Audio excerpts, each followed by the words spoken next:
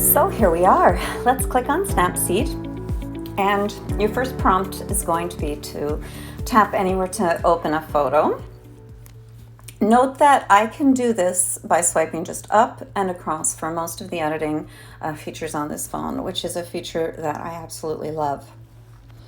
I'm going to open from my device, and I have already made a folder for photo editing for this workshop. I'm going to click on this photo, which has some really strong points but needs some work. And this is a photo that I took near Half Moon Bay. Now, we are going to be having a look at the interface here today.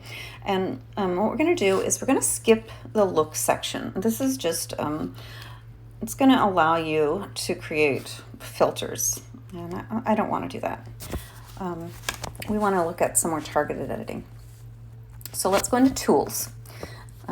It's a little overwhelming in the beginning, maybe, to look at all of these options. So I'm going to take you through some of the ones that I feel are the most important, and certainly the ones that I tend to use the most. We're going to start by going into Tune Image, and Tune Images has your basic features in it. And you can see that just by scrolling up and down, I can select things from brightness, contrast, saturation, ambiance, highlight, shadows, and warmth. And again, with one hand only, I'm able to edit each of these settings. So for brightness, let's say I want to make it super dark, which you can't see, and then super bright. I can leave it at whatever percentage that I wish. You can see that bar at the top is letting me know what the percentage of brightness is. Saturation, again, you can see the saturation of the different colors coming out there. I'm going to saturate it a little. Ambiance gives it more texture, almost like an HDR. Highlights is interesting. It's going to only address the areas of your photo that are primarily highlights. So it's going to make those areas brighter or those areas duller. It can be really great for skies if you're trying to bring some blue back into your sky or some contrast into it. Shadows are the same. I can brighten the dark parts of this image. It can be great if you have a face that's in the shadow and you want to bring some brightness to it. Or I can eliminate most of the details in the shadows by going darker. Now, I'm going to click on the right-hand check button, and that saves those changes that I have made inside of the Tune Image setting.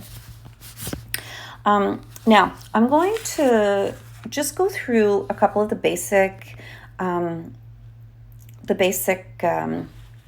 edits that you can make on this before I get into some of the tricky ones. Crop, again, it's an easy one. You can experiment with each of these just by sliding your finger in and out, but don't forget to click on the options at the bottom. This gives you different ways you can crop your image. I'm going to keep mine square. Let's go back. Once again, rotating it. That will allow you, if you have a picture of a bird in the sky or something, to rotate it. It can also let you even out any horizon lines that might be out of place.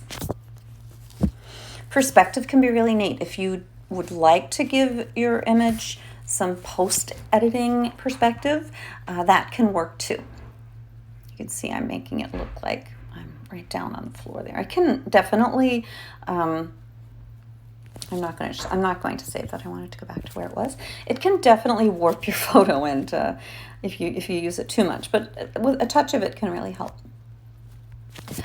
Now, this one is really great. Let's say I wanted to take this photo and I wanted it to be wider. I can just drag these little handles on the outside and it expands my photo. Again, be careful. It can warp things a little bit sometimes, but if you take it a few millimeters at a time and drag it out, it's a really, really wonderful feature. It wasn't on some of the earlier versions of Snapseed. I don't need that on this one, so I'm going to X. All right. I'm going to leave selective. This is absolutely one of my favorite. Healing. Let's go into healing. This can be a really great one too.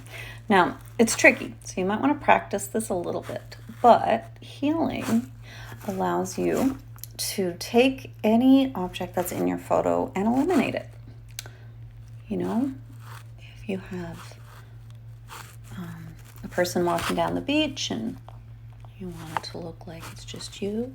If you had somebody that photobombed your photo.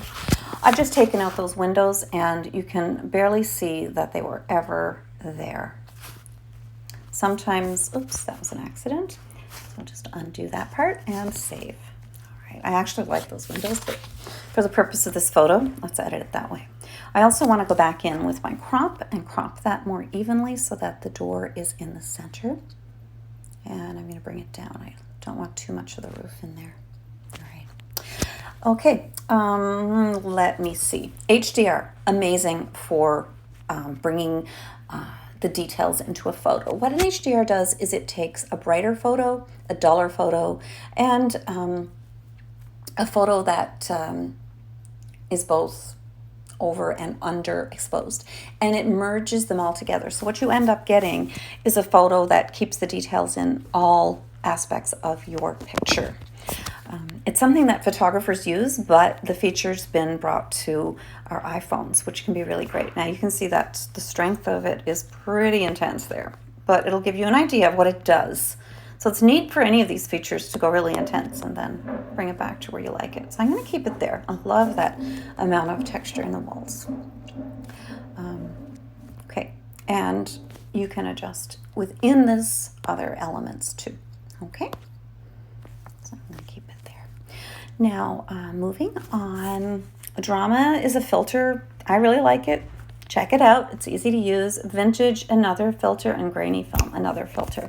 So those are just filters you can play with, and there's nothing more complex in them. Grunge, Retrolux, they're all, and black and white and noir. Black and white and noir are all filters as well, but noir is more Instagram style filters. Black and white gives you different options for black and white with just a variety of different contrast levels. Again, I'm just going to leave that. Okay, I'm going to go through 4 more quickly. Lens blur and vignette. I use them so much. I will almost always adjust the outer brightness of a photo. It brings your eye towards the focal point more if you just have that slight darkness around the edges of your photo. You can also make it brighter, which can be really great if you have a really bright photo outside. Or you want to give the feeling of space. Vignette, oops, I just did vignette. Okay, so lens blur is the other one, and it's the same as vignette, except instead of darkening and lightening it, it will give your edges a blurry effect. Don't overuse it, I mean, in my humble opinion, but a subtle bit of vignette gives you a really professional feel to your photos. The other thing the vignette will do, as well as what was I saying? The lens blur, is it allows you to have the circle or the straight line to adjust those features. And I really like that too. If you have a landscape sometimes, you might want to use this, whereas a photograph like this with a central focal point, I would go for the circle. All right. So that's lens blur and vignette. Definitely play with those. The text is really fun. I use this a lot, like games or Christmas cards or birthday cards to people. You can go in, and on this feature you can adjust the color, which is really great. A nice selection of colors. If you don't like what you get, you can also adjust the opacity, and that gives you sort of a lighter or a darker version of the color that you've selected. And also you have a lot of features for just buttons or styles, things like that. For this photograph, if I were to put text on it, I might choose something like this in perhaps maybe a white or black. All right, and then you can go in, you just double click on that as it says, awesome times. All right. And click yes, saved. You might want to add a frame to that. Since I've got white lettering, maybe I'll go and add a white frame. I don't particularly like that, but you can see all the different variations on how to do that. All right. Oh, one of the fun things about the frames, which I really like, is that you can actually adjust it. So you have a thick frame or a thin frame. You can even play a little bit with adding multiple frames, saving this frame and then putting another one on top of it. All right, so let's save it there. And exporting. Let's look at export. There are 3 options for exporting. I almost always choose save as a copy. Save as a copy saves the original, keeps it in my photos, but it also saves a copy, the edited version. But the edited version allows me to make changes to that as well. So for example, if I noticed I made a typo or I thought, oh gosh, this is really too much contrast, I can go back in and I can quickly change just that feature. So let's save it. You can see it going through all of those different elements, and we're done.